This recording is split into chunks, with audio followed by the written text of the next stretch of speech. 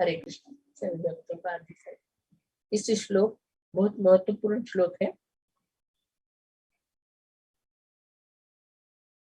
देवहूति और कर्दम मुनि विमान में बैठ के पूरे ब्रह्मांड का भ्रमण कर रहे हैं और शरद ऋतु का आनंद ले रहे हैं। इस श्लोक में हमें ये जानना चाहिए काल काल किस तरह हमारे साथ रहता है। हमें मालूम ही नहीं रहता हम लोग क्या कर रहे हैं क्या नहीं कर रहे, मालूम ही नहीं। बार काल तुरंत हम लोग को झपट लेता है। भगवत गीता में भगवान बता रहे हैं मही काल सर्वभक्षी काल मही करके भगवान बोलते हैं ना भगवत गीता में, मैं सर्वभक्षी काल मही हूं। भौतिक सृष्टि भगवान ने रचाई, हम लोग सब पढ़े अभी पुरुष अवतार में, तीनों पुरुष अवतार के बारे में सुंदर से हम लोग समझे। भगवान ने इस भौतिक सृष्टि में सब पहले ही फिक्स करके रखा है। हम लोग का जीवन अवधि इतना ही रहेगा, हम लोग को यही करने का सब भगवान ने फिक्स। इधर हम लोग आके कुछ करने का नहीं, इधर ये सब पहले ही फिक्स करके रखा है। क्योंकि ये दुर्लभ मनुष्य जन्म, ये दुर्लभ मनुष्य जन्म लेके हम लोग इस मनुष्य योनि में आए। हमारी ऊपर भगवान की इतनी कृपा है, हम लोग को इतना सब सौलभ भी बना के दिया है भगवान ने। क्यों? क्योंकि आसानी से इस भवसागर को पार कर सके। बाकी हम लोग 84 लाख योनि में सिर्फ मनुष्य योनि में ही भगवान ने ऐसा सौलभ्य बनाया। बाकी हम लोग 83 करोड़ लोग योनि में हम लोग देख सकते हैं, वो लोगों को भी सब हमारे जैसे इच्छा है, भोगने की इच्छा है, सब सब सब है, पर उनके कर्मों के अनुसार वो अपने इच्छा को वो लोग प्रकट नहीं कर पा रहे। ऐसे वो लोग दुख भोग रहे हैं, ये हम लोग समझ नहीं पाएंगे। मगर भगवान ने हम लोग को ये मनुष्य शरीर दिया है ताकि इस भगवान भवसागर को हम लोग आसानी से पार कर सके। ये मनुष्य शरीर में ही हम लोग भवसागर को पार कर सकते हैं। ऐसे भगवान ने 2 प्रकार के लोगों को बनाया, एक दैवी संपदा और आसुरी संपदा के लोगों को बनाया भगवान ने। दैवी संपदा के लोग हमेशा भगवान के शरण में रहते, और आसुरी संपदा हम लोग है। भौतिक दुनिया में हम लोग क्या कर रहे हैं? खाना पीना सोना यही कर रहे हैं हम लोग। ऐसे पाप कार्य में व्रत है, हम लोग को समय का मालूम ही नहीं पड़ रहा। जो भी हम लोग कर्म करते हैं उसमें भगवान को याद नहीं करे। शास्त्र में लिखा हुआ है धर्म सानुष्ठिता पुंसा वीक्षक सेना कतारिच। धर्म ऐसा है, जो भी हम लोग कार्य करें, व्यवसाय करें, जो भी हम लोग कर रहे उसमें हम लोग को भगवान का याद आना चाहिए। अगर भगवान का याद नहीं आता है तो ये सब आप लोग किया हुआ सब व्यर्थ है। शास्त्र में लिखा हुआ है पहले से ही, ये शास्त्र में निर्धारित है। इसके लिए 5 बरस से बच्चों को गुरुकुल में भेजते थे। गुरुकुल में वो लोग 5 बरस से 25 बरस तक शिक्षा लेके पूरा पारंगत हो जाते थे। धर्म के बारे में पूरा पारंगत हो जाते थे। फिर उसके बाद गृहस्थाश्रम में आके गृहस्थी में वो लोगों ने गुरुकुल में जो सिखाया वही धर्म को निभाते थे। फिर आगे गृहस्थाश्रम के बाद वानप्रस्थाश्रम और संन्यासाश्रम, उनका परफेक्ट जीवन चलता। ये विधि विधानों का पालन करें। भगवान ही बता रहे चातुर्वर्ण मया सृष्टम गुण कर्म विभाग से। चातुर्वर्ण मैंने ही सृष्टि किया है क्योंकि ये चारों वर्ण के लोग मिलके मेरा सेवा करें, मेरे ध्यान करें। इसके लिए मैंने चातुर्वर्ण का सृष्टि। निर्माण किया। इधर हम लोग अभी देख रहे हैं भौतिक दुनिया में जो लोग अपना इंद्रिय तृप्ति में इतने लगे हुए उनको मनुष्य जन्म क्यों मिला है, मनुष्य जन्म में क्या करना चाहिए, इसका कुछ परवाह ही नहीं है। इसे कंजूसीपन करके एक पैसा इकट्ठा करके करके करके बहुत बड़ा बंगला बनाते तो उसका प्रवेश करने के पहले मर जाए, क्या फायदा उसमें, इस जन्म का भी कुछ नहीं, अगले जन्म का भी कुछ लाभ नहीं। हम लोग जो भी कर्म कर रहे हैं इस मनुष्य जन्म में, हम लोग जो भी कर्म कर रहे हैं वो भगवान को याद करके नहीं कर रहे, इसके लिए ये सब कर्म बेकार है। बस खाना पीना सोना बच्चे उत्पन्न कर, पशु भी करते हैं, उसमें हमारे में क्या अंतर। ये काल कभी भी किसी को छोड़ने वाले है।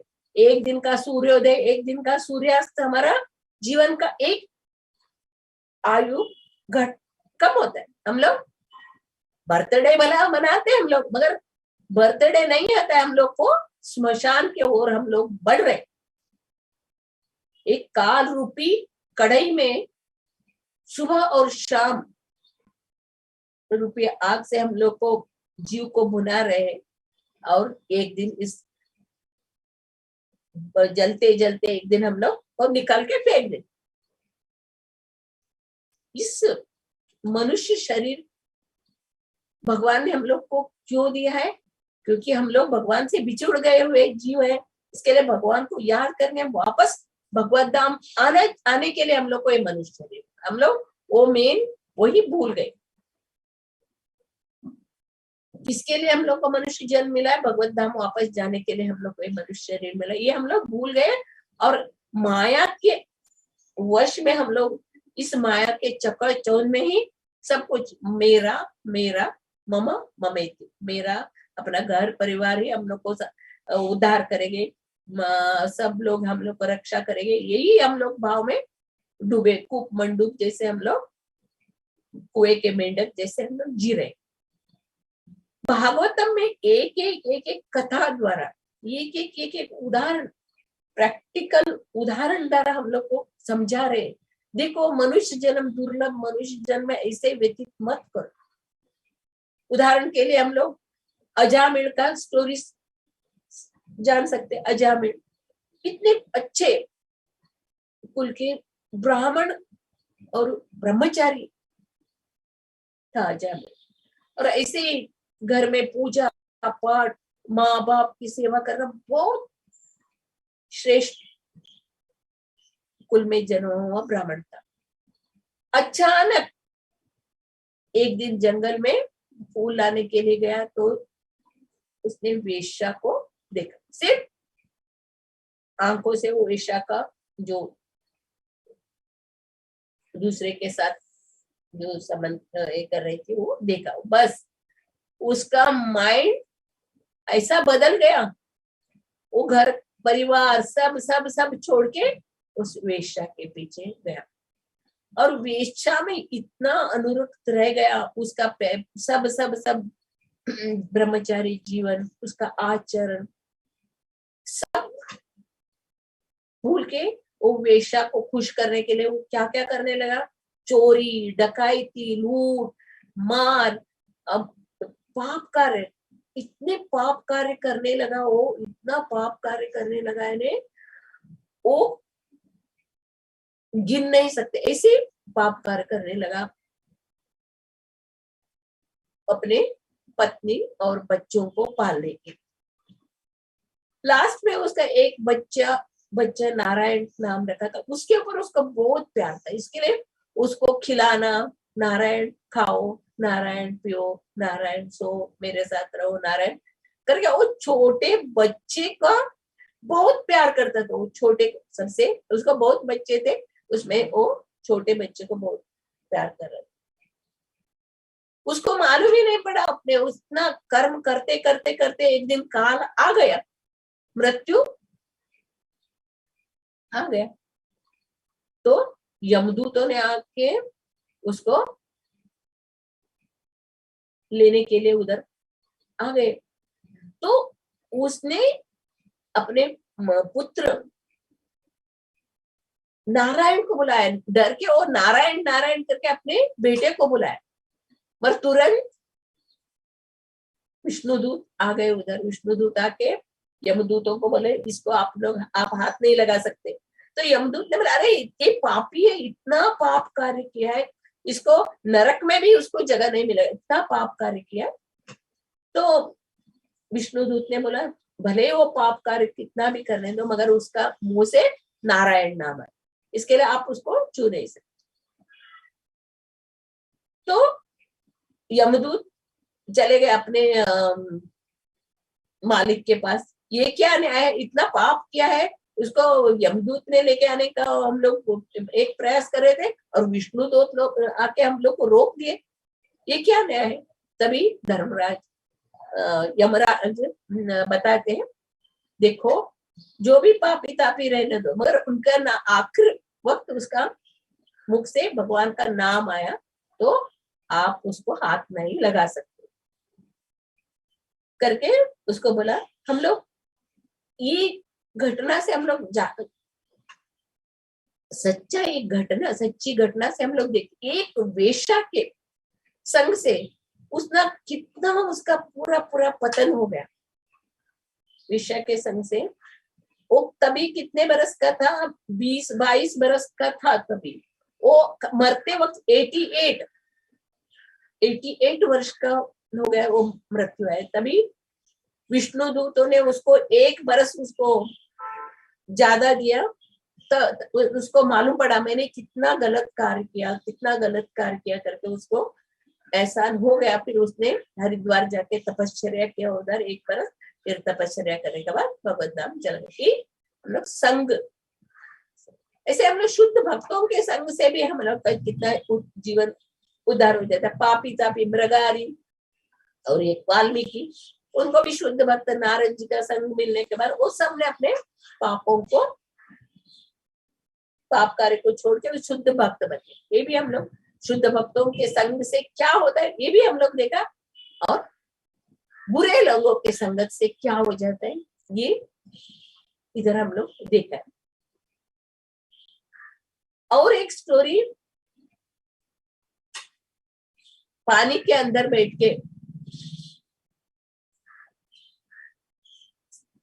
तपस्या कर रहे थे सौबरी मुनि जो है, उनको लगा अरे भौतिक जमीन के ऊपर मैंने ये कार्यकलाप, भौतिक कार्यकलाप देके मेरा तपस्या भंग हो जाएगा।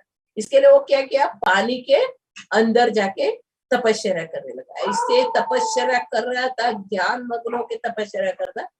एक बार आंख खुल गया तो उसने 2 मछली का संग वो देखा। उसका दृश्य देखते ही उसका मन में ऐसा विकार आ गया, तो तुरंत पानी से बाहर आके राजा मानदाता के पास गया और उसको बोला, मुझे आपकी कन्या से शादी करना है। तो राजा ने देखा ये ऋषि तो इतने तपस्या करके उनका शरीर सब सिकुड़ गए हैं, जटाधारी है, इसको कैसे मैं मेरी पुत्री को दे दूं। मन में उसको ये हो रहा था क्या करूं करके। फिर राजा ने बोला, देखो मेरा 50 कन्या है, उस कन्या में आपको कौन पसंद है उससे शादी करो। वो कन्या आप जो आपको पसंद करेगी उससे शादी करो। तो तुरंत सौबरी मुनि को मालूम पड़ा ये राजा को मुझे कन्या देने का मन नहीं है। तो तुरंत अपने योग शक्ति द्वारा ऐसा सुंदर बन गया, मतलब इतना जवान और सुंदर बन गए। जब भी करदम मुनि का हम लोग देख रहे हैं ना, करदम मुनि के इसमें हम लोग देख रहे हैं, वैसे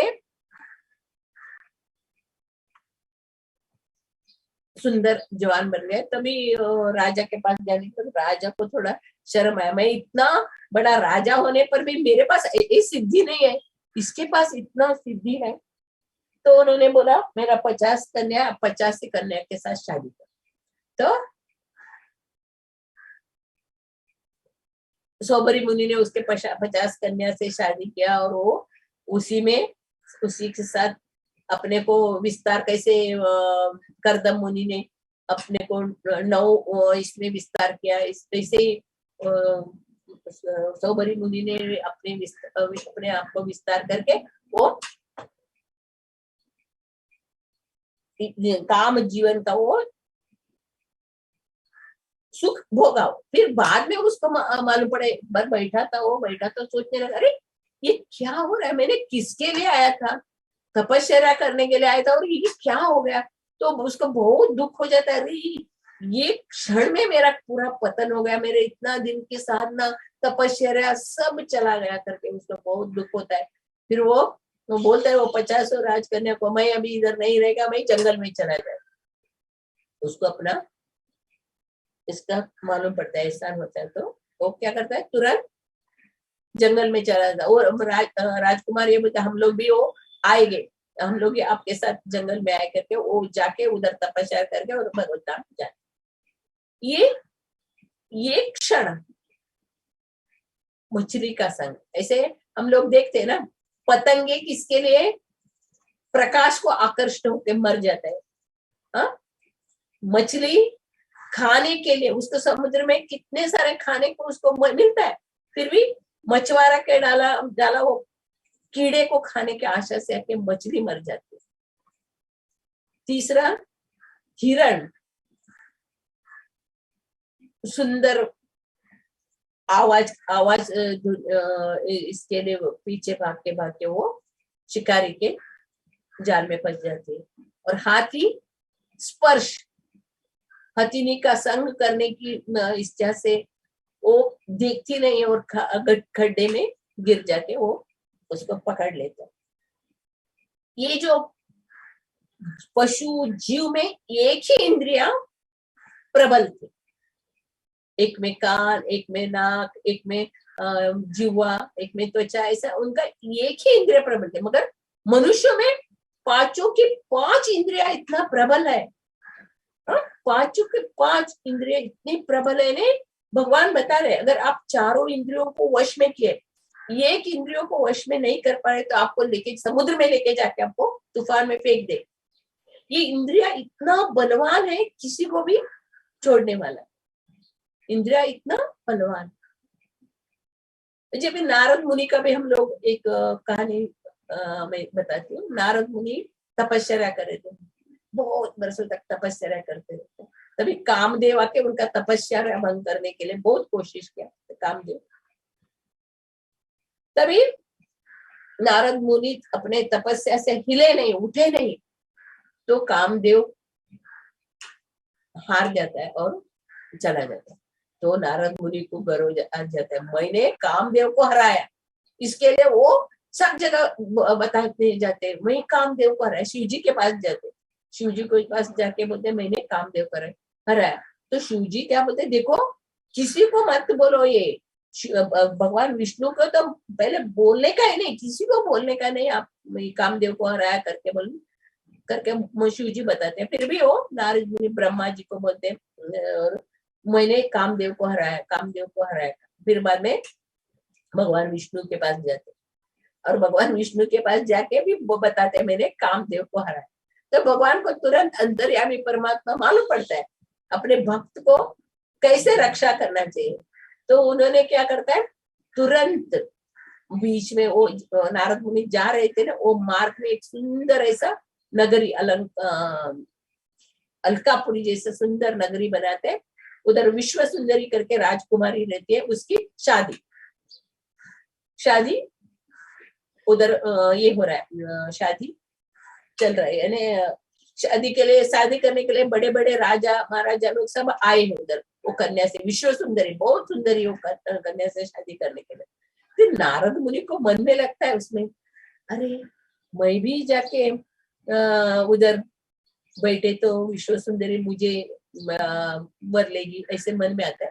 तो क्या करते हैं, अभी मुझे सुंदर चेहरा चाहिए, तो भगवान विष्णु के प्रार्थना करते हैं, मुझे भगवान विष्णु से प्रार्थना करके बोलते हैं भगवान मुझे सुंदर रूप दे, मुझे आपके जैसे सुंदर रूप दे दो मुझे करके प्रार्थना करते हैं, तुरंत भगवान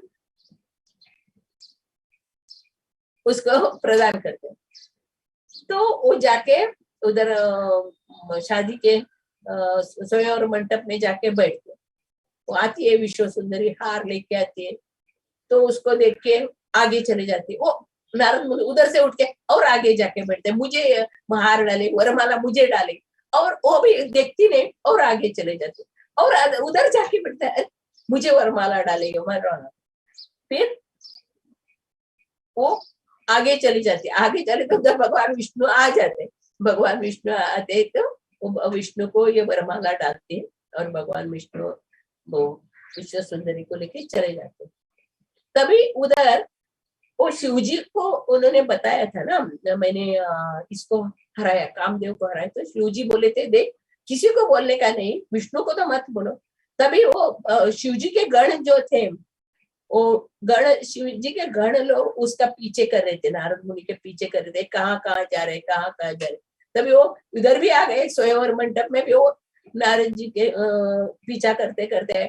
फिर उन्होंने क्या बोला, खुद को पहले अपना चेहरा देखो, अपने चेहरे पहले खुद देखो करके ऐसे बोलने के बाद तुरंत नारद जी को डाउट आता है, वो जाके नदी में अपना चेहरा देखता है, चेहरा देखा तो उसके चेहरा बंदर का चेहरा है, तो उनको इतना गुस्सा आ जाता है, भगवान विष्णु ने मुझे बंदर का चेहरा दे दिया करके तुरंत गुस्से से भगवान विष्णु के पास जाता है, और मुझे बंदर का चेहरा दिया, आपको भी एक दिन ये बंदर ही आपको सहायता करेगा, और आपको भी स्त्री का वियोग हो जाएगा करके शाप दे देते। फिर उतने में भगवान उसका माया हटा देते, उसकी जो माया हटाने के बाद उसको मालूम पड़ता, अरे मैंने क्या कर दिया, ये तो माया थी, मैंने कामदेव को हरा के आया था और इधर माया में फंस गया। इसके लिए भगवान की जो माया शक्ति है किसी को छोड़ने वाला नहीं। भगवान बता रहे हैं दैवी ऐसी माया मेरा, दैवी ऐसी गुणमयी माया, दैवी ऐसी गुणमयी मम माया दुरत्या मामेव प्रपन्नते मायावेता मेता तरंती, कि मेरी शक्ति है माया, पर वो किसी को छोड़ने वाले नहीं। अगर जो भी मेरे शरण में आते हैं, भगवान के शरण में जो भी आता है, तो वो आसानी से इस भवसागर को पार कर सकता है। इधर कर्दम मुनि और देवहूति के द्वारा हम लोग को समझना चाहिए काल, काल कैसा उन लोगों ने भोगते भोगते काल 100 बरस बीत गए। भौतिक दुनिया में हम लोग देख रहे, भौतिक दुनिया में हम लोग देखते ना, जो खाने पीने सोने इसी में हम लोग का जीवन जा रहे, एक दिन सुबह होता है रात होता है, कुछ कर नहीं रहे, सिर्फ बीत रहा है बीत रहा है। बोलते ना या निशा सर्वभूतानां तस्याम जागृति सर्वमेव, तस्याम जागृति भूतानि तस्य पश्यतो मुनि।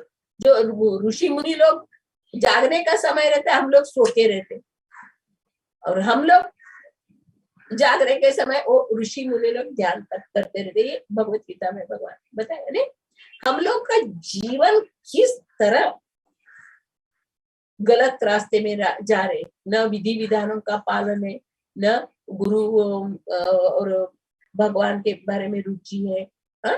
सिर्फ भोग विलास इसी में हम लोग लगे रहे। भगवान ने हम लोग को मनुष्य शरीर एक नाव है इसके लिए दिया है, क्योंकि ये आसानी से भवसागर को पार करेगी। मनुष्य शरीर इसलिए बोलते ना दुर्लभ मानव जन्म तो रहे सत्संग, सत्संग में ये दुर्लभ मनुष्य शरीर ने मिला, इसको सत्संग में उसका उपयोग करना चाहिए। मनुष्य शरीर एक नाव है, इस नाव का कप्तान कौन है, कैप्टन कौन है, गुरु। अगर हम लोग गुरु के शरण में नहीं जाएंगे, गुरु के आश्रय में नहीं जाएंगे, तो वापस वापस वापस हम लोग को यही कुत्ते बिल्ली के शरीर में वापस वापस हम लोग को जन्म लेना मरना पड़े, जन्म मृत्यु के चक्कर से हम लोग बाहर नहीं निकलेंगे। जब भी हम लोग गुरु के शरण में जाते हैं, गुरु इस नाव को भगवान की कृपा के द्वारा, भगवान की कृपा के द्वारा हम लोग इसको नाव को उसका किनारे तक लेके जाके छोड़। पर हम लोग बद्धात्मा ये जानते नहीं, सनातन गोस्वामी इतने महान विद्वान पंडित इतने थे, फिर भी वो चैतन्य महाप्रभु को पूछ रहे हम कौन है, हमारा क्या कर्तव्य है, हम लोग को ये तीनों ताप क्यों सता रहे हैं। ये सनातन गोस्वामी जी से महान आचार्य भगवान से पूछ रहे हम लोग को ये तीनों ताप क्यों सता रहे हैं, हम लोग को इन तीनों तापों से पार होने के लिए क्या करना चाहिए, हम कौन है। उन्होंने इतने सारे हम लोगों के लिए, उन्होंने खुद कुटी में रहा है, खुद झाड़ के पेड़ के नीचे रहते हैं, और हम लोगों के लिए इतना मान रत्न हम लोग के लिए ग्रंथ छोड़ के गए। ये कि ग्रंथ उनका इतना हम लोग का आंख खुला करेगा, ऐसे हम लोग को ज्ञान की प्राप्ति होगी। सनातन से षड गोस्वामियों का जो एक एक आचार्य उनका हम लोग उनका जीवन देखे। ये भागवतम जो है हम लोग को कैसे मरने का ये शिक्षा दे रहा है, भगवत गीता कैसे जीने का शिक्षा देता है। अंते नारायण स्मृति, भगवान बोलते ना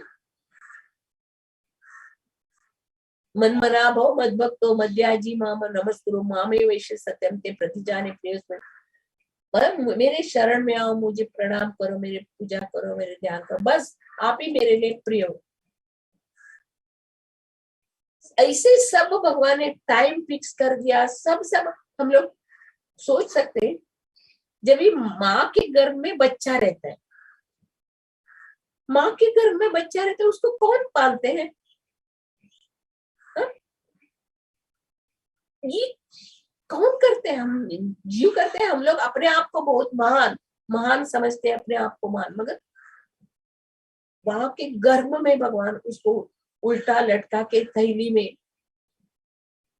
उसको लटका के रहता है, जीव उसका रक्षा करते। और बाहर आने के बाद माँ के स्तन में दूध,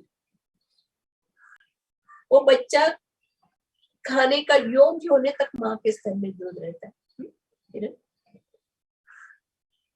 वो माँ बच्चों को खिला पिला सकते, और बड़े होने के बाद वो खाने योग्य हो गया तो अपने आप दूध बंद हो जाता। ये सब हम लोग देखिए क्या भगवान 15 अध्याय में भी बताया ना, सर्वस्य चाहम हृदि सन्निविष्टो मत्त स्मृति ज्ञानम अपोहनम च वेदेश सर्वेण अहमे वेदो वेदांत कृत वेद विदेश। मुझे जानो, मुझे जानने का प्रयास करो, वही जानने योग्य। और ये इतना ही बोला है, सब कुछ मैं कर रहा हूँ, 4 प्रकार का अन्न खा रहे, उसको भी पचाने वाला मैं ही हूँ। आप जो भी खा रहे, पी रहे, चबा रहे, चाट रहे, वो जो उसको कौन पचाता है? अंदर मैं वैश्वानर बन के मैं ही पचाता। सब कुछ भगवान द्वारा हो रहा है, मगर हम लोग मूर्ख लोग अपने आप को मालिक मानते हैं, अपने आप ये मेरा है, मेरा है, मेरा है, मेरा है, इसी में लगे हुए। मेरा कुछ आइए नहीं। हम लोग आते वक्त भी खाली हाथ आए थे और जाते वक्त भी खाली आते। मेरा क्या है इधर? सिर्फ भगवान के साथ हमारा संबंध है, शाश्वत संबंध, सनातन संबंध। भगवान बोल रहे ना, ममेव अंशो जीवलोके जीवभूत सनातना मन षष्ठानि इंद्रियाणि प्रकृति स्थानि कर्षति। ये जीव से मेरा सनातन अंश है। ये 5 इंद्रियों और 5 इंद्रियों और मन के द्वारा इतना कष्ट भोग रहे, भगवान बता रहे। ये जो मनुष्य जन्म का उपयोग कैसे करना चाहिए, इसके लिए इस श्लोक द्वारा, इस द्वारा हम लोग को भागवतम का शिक्षा मिल रहा है। प्रभुपाद जी हम लोग को ज्ञान दे रहे। काल किसको छोड़ने वाला है? काल हमारे पीछे रहता है। कैसे मेंढक कुएं में टर टर टर करते रहते हैं, मगर सांप को मालूम पड़ता है इधर मेंढक है करके, वो तुरंत निगल लेते हैं मेंढक। उसी तरह हम लोग जीवन पूरा खाना पीना सोना इसी में हम लोग गवा रहे। एक दिन हमारा सर के ऊपर काल आके खड़ा रहता है, तभी हम लोग कुछ नहीं कर सकते। मनुष्य जीवन का क्या लक्ष्य है? भगवत धाम जाने का, अंते नारायण स्मृति। भगवान का नाम मुंह से आना चाहिए। नहीं आता है, कितने करने पर भी भगवान का नाम नहीं आता है। बहुत कठिन है भगवान का नाम। जो पहले से ही बचपन से जो भगवान का नाम लेते रहता है तो ही वो भगवान का नाम तो ले सकेगा। ये मनुष्य जीवन, इसके लिए वर्णाश्रम धर्म का नीति ये सब पहले क्यों बनाए थे, क्योंकि इस तरह हम लोग को जीने का ये वैदिक ज्ञान धर्म के बारे में हम लोग को सिखाता। धर्म क्या है हम लोग का धर्म है भगवान का सेवा करना, सतत हम लोग को भगवान का ध्यान करने का। एक किसान दिन में 3 बार भगवान का नाम लेता था, एक सुबह उठते ही, दूसरा काम करते और रात को सोते वक्त। तो नारद मुनि भगवान के पास जाते, आपका कौन भक्त है? नारद मुनि को लगता है मुझे ही शुद्ध भक्त बोले करके क्योंकि नारद मुनि हमेशा राधिका रमन भजन करते करते सब ब्रह्मांड में घूमते लगे, उसके लिए नारद मुनि को बताया मुझे ही भगवान बोले। तभी भगवान बोलते वो इधर जाओ, इधर एक किसान है, वो किसान 3 बार मेरा नाम, अरे 3 ही बार नाम लेता, हाँ 3 बार नाम लेता है भगवान का नाम, तो वो कैसे बड़ा होएगा? तो भगवान बोलते हैं ठीक है, ऐसा करो, आप एक तेल का बर्तन भर के तेल भरा हुआ रहता है, इसको सर पे रखो और एक ब्रह्मांड में चक्कर लगा के आओ, मुझसे उसमें से एक ड्रॉप भी नीचे नहीं गिरने का करके हम बोलने के बाद नारद जी लेके जाते।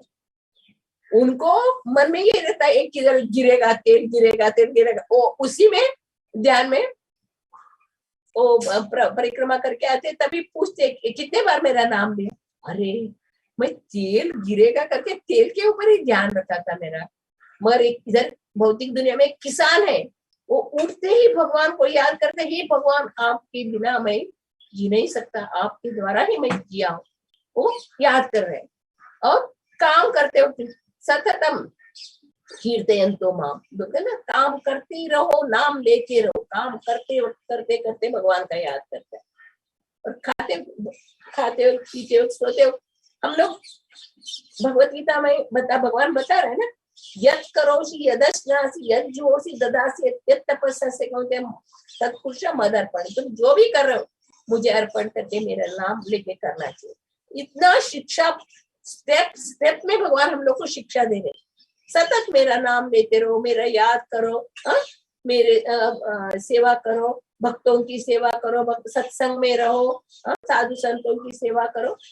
बार बार हम लोग को एक श्लोक द्वारा एक चैप्टर में हम लोग को इतना ज्ञान दे रहे, और हम लोग मूर्ख लोग सुधर नहीं रहे, क्योंकि हम लोग को अनेक जन्म से हम लोग को संचित पाप है ना, वो इतने जल्दी नहीं नष्ट होता। उसके लिए हम लोग को बहुत हरे कृष्णा कृष्णा कृष्णा हरे हरे, हरे राम राम राम हरे हरे का जप करना पड़ेगा, साधु संतों की सेवा करने का पड़ेगा, भगवान के सेवा ऐसे बुक सेलिंग जैसे सेवा, साधु संतों की सेवा, भक्तों की सेवा करे तो ही ये हमारे अंदर का जो बुरा अनर्थ है नष्ट होएगा और हम लोग भगवान का भक्ति कर सकेंगे।